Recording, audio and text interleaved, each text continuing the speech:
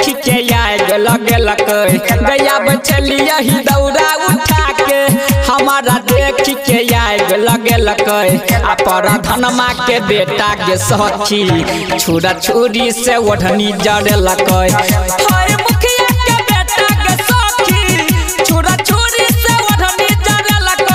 गया बचलिया ही दौड़ा उठा के हमारा देख के आए लगलक गया बचलिया ही दौड़ा उठा के हमारा देख के आए लगलक आ पर धनमा के बेटा के सखी छुरा छुरी से ओढ़नी जड़लक मुखिया के बेटा के सखी छुरा छुरी से ओढ़नी जड़लक। Presented by Chopalji Music.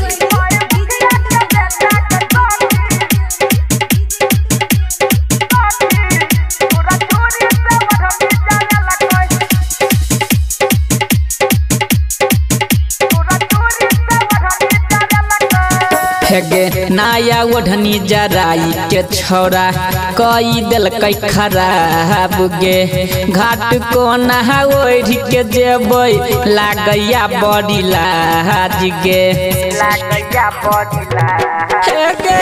नया ओढ़नी जराई के छोरा कई दिल कई खराब गे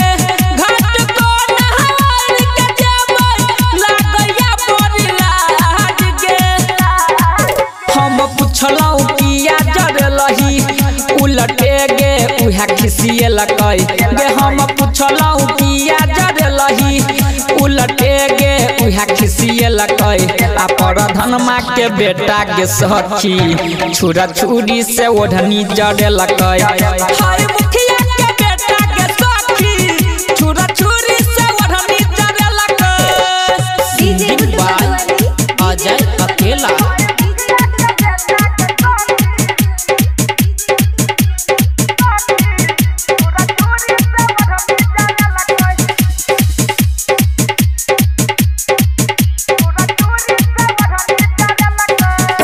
गे छठी माई ओही छौरा के करतै नहीं नीक गे हम नहीं कुछ कहलियै छलै उमेश के मीत गे गे छठी माई ओही छौरा के करतै नहीं नीक गे